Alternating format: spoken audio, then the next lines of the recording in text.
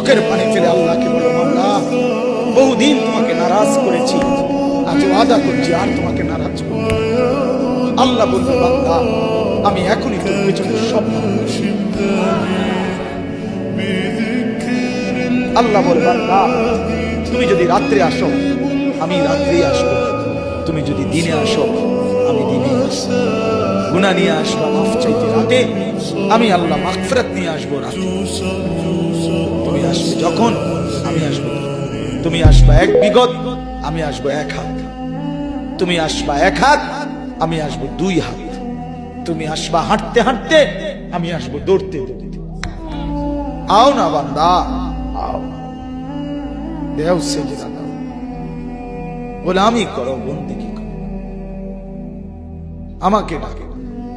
কেন ভুলে গেলাম? মা গাররাক মা গাররাক, আল্লাহ বলছে কোরআনে, মা গাররাক, এই মানুষ, এই আমার বান্দা, কেন আমারে ভুলে গেল? কেন ভুলে গেল? আমি কি সৃষ্টি করি নাই? আমি কি অঙ্গ প্রত্যঙ্গ দেই নাই? আমি কি এমন সুন্দর সুঠাম স্বাস্থ্য বানাই নাই? আমি কি এই চমৎকার চেহারার আকৃতি দেই নাই? আমি কি দুইটা চোখ দেই নাই? আমি কি একটা জিহ্বা দেই নাই? আমি কি দুইটা ঠোঁট দেই নাই? আমি কি তোমাকে বানাই নাই? বলে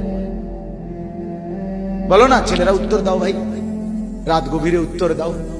গভীর রাত, এখন কোটি কোটি মানুষ ঘুমায় গেছে, তুমি এখন বলো ইনসাফের সাথে, কত নারী দেখলে সব মিটবে? কত উলঙ্গ ছবি দেখলে তোমার তৃপ্তি হবে? হ্যাঁ, মোবাইলে কত নগ্ন ছবি দেখলে তোমার আউশ মিটবে? বলো ভাইয়া, বলো বলো বলো, একটা ছেলে বলো, পৃথিবীর কত লক্ষ নারী দেখলে তোমার আর দেখতে মন চাইবে না? কত উলঙ্গ ছবি দেখলে তোমার আর মন চাইবে না? যে মদখোর, যে নেশাখোর, সে তো আটলান্টিক মহাসাগরের ভরা মদ খেলেও তার তৃপ্তি হবে।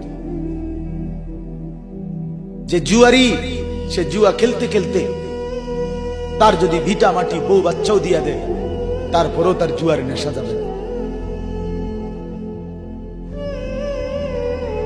যে নারীতে আসক্ত তার তৃপ্তি হয়।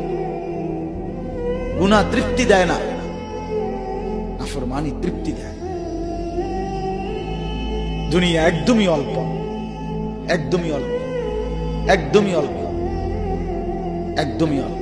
আজকে যারা বৃদ্ধ মানুষ, আপনারা ভাবেন আপনি সেই ছোট্ট ছিলেন,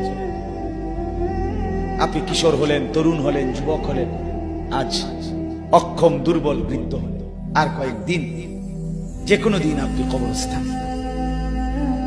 আজকের যুবক ভাই, তুমি ভাবো, তুমি তো প্রথম দিন যুবক ছিলে না, এক ছোট্ট কোলের বাচ্চা ছিলে।